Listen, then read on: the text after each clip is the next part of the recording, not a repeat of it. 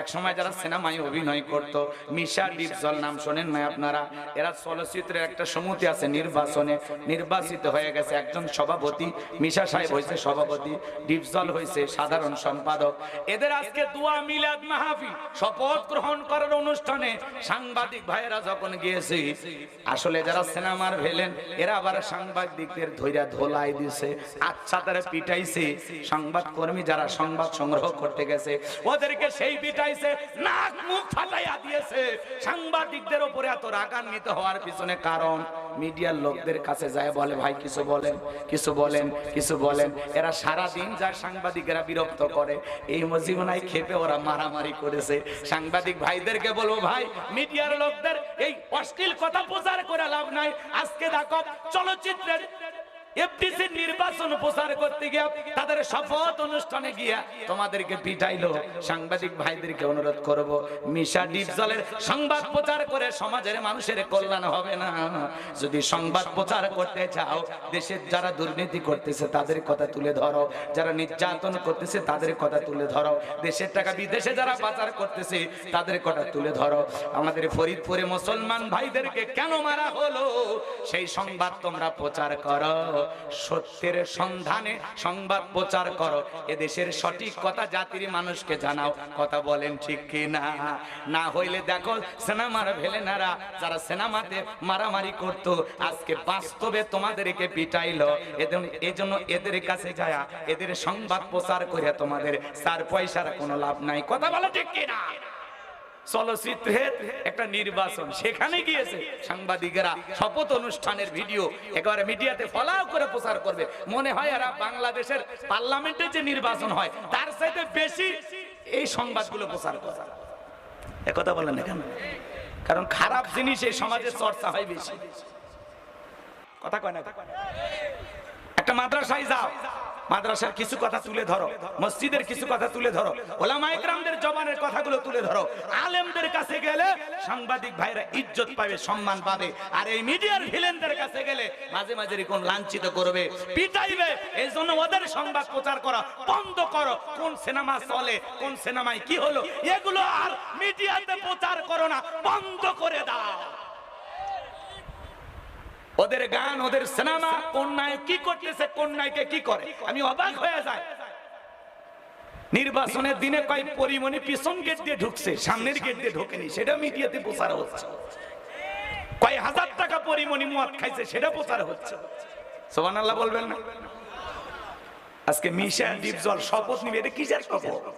কিসের শপথ অনুষ্ঠান তোমাদের প্রচার করা লাগবে মিডিয়াতে? সারা দেশে মানুষ তীব্র গরমে নামাজ আদায় করতেছে, সেই ভিডিওগুলো প্রচার করো। কথা বলেন না কেন? আলেমেরা দোয়া করে, সেইটা প্রচার করো। ভালো কিছু কথা প্রচার করো, আল্লাহর রহমত নাজিল হবে। আর না হলে এই যে ভিলেনদের হাতে মাল খায়া রক্ত ঝরবে, লাঞ্ছিত হতে হবে। আজকে সাংবাদিকদেরকে পিটায় সিনেমার ভিলেনারা, নায়কেরা। কথা কয় না কেন? তোমরা মিশা ডিপজলের কাছে গেছো, ওরা বলতেছে আমরা একটু তোমাদের সাথে প্র্যাকটিস করি, আসো। কয়েকদিন পর সিনেমার শুটিং হবে, তোমাদের একটু সাইড করি। সাংবাদিক ভাইয়েরা কান্নাকাটি করতেছে, আমাদের দেখে মায়াও লাগতেছে। সাংবাদিকের হলো জাতির অভিভাবক। কথা কোন ঠিক কিনা? আল্লাহ যেন সাংবাদিক ভাইদেরকে হেদায়েত দান করেন, তারা যেন এই চলচ্চিত্রের নিউজ প্রচার করা থেকে বিরত থাকেন। কথা বলেন ঠিক কিনা? আসুন সত্য সংবাদ প্রচার করুন, দ্বীনের কথা বলুন, ইসলামের কথা বলুন। এমনি ইসলামিক চ্যানেলগুলো বন্ধ, আপনাদের মাধ্যমে একটু কোরআন তেলাওয়াত, 2-4টা হাদিস এভাবে প্রচার প্রসার করেন। কথা বলেন ঠিক কিনা? আল্লাহ মিডিয়ার ভাইদেরকে ইসলাম প্রচারের সাথে কবুল করুন। জোরে বলেন আমিন। দ্বীন প্রচারের জন্য কাজ করা তৌফিক দান করুন। একটু জোরে বলেন আমিন। আমার ভাইয়েরা, এজন্য যারা কদর বোঝে তাদের কাছে যান, মিশা ডিপজলের কাছে যা লাভ নাই। ওদের সংবাদ প্রচার করতে গেলে মাঝে মাঝে মার খাওয়া লাগবে। কথা কোন ঠিক কি না? সংবাদ সামনের দিকে যাই বাজান কো আমার, কি যেন বলছিলাম ভুলে গেছেন মনে হয়। তাহলে নামাজ হবে একমাত্র কার জন্য? ফাসল্লি লিরাব্বিকা, রবের উদ্দেশ্যে সালাত আদায় করা লাগবে। নামাজ হবে একমাত্র আল্লাহ তাআলার জন্য। নামাজ যদি নামাজের মতো পড়তে পারি, 1 নাম্বার আল্লাহ রিজিকের ব্যবস্থা করবেন, 2 নাম্বার সকল ভয় থেকে নিরাপত্তা দেবেন। আজকে মানুষের জানমালের কোনো নিরাপত্তা নাই বাজান গো আমার। সকল নিরাপত্তা দেওয়ার একমাত্র মালিক কে? তাহলে সালাত হবে কার জন্য?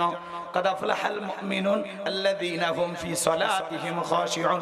অবশ্যই মুমিনেরা সফল যারা নিজেদের সালাত বিনয় নম্রতার সহিত আল্লাহর ভয় নিয়ে আদায় করে। আল্লাহর ভয়ে সালাত আদায় করব, আল্লাহর ভয়ে 5 ওয়াক্ত নামাজ কারা কারা মসজিদে গিয়ে আদায় করবেন? দুইটা হাত তুলে আল্লাহকে একবার দেখান।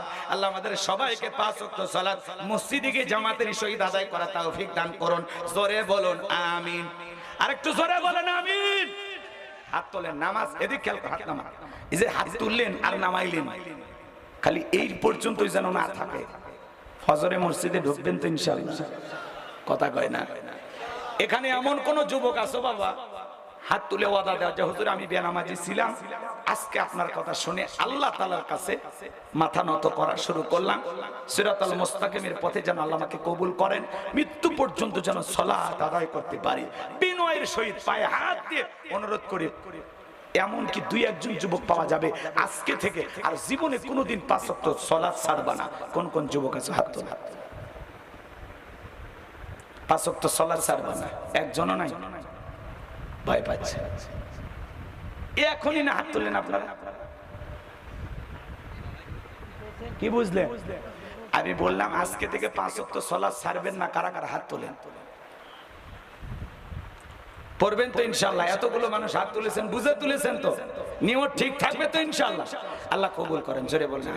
এখানে অনেকেরই মুখে দাড়ি না, রসুলকে ভালোবেসে রসুলের মহাব্বতে ওলামা ইকরামদের কথা শুনে এখানে কি এমন একজন যুবক পাওয়া যাবে যে হুজুর আজকে থেকে জীবনটাকে পরিবর্তন করলাম, আপনার কথায় মুখে দাড়ি রাখবো ইনশাআল্লাহ, আর জীবনে কোনোদিন দাড়ি কাটবো না? এরকম কি 2-1 যুবক পাওয়া যাবে? এ ভাতিজা, সোজা হয়ে হাত তোলো। বিয়ে এমনি হয় না তোমাদের? সোজা হয়ে হাত তোলো ভাতিজা। বাবা হাত তোলো, ভালো করে তোলো। দাড়ি রাখবা তো? আবার বান্ধবীর কথা শুনে দাড়ি কাটবে না তো? ঠিক আছে, আল্লাহ কবুল করেন। জোরে বলেন আমিন। আরো জোরে বলেন আমিন। কারণ আজকে মানুষ বিপদগামী হয়ে যাচ্ছে। কথা বলেন ঠিক কিনা?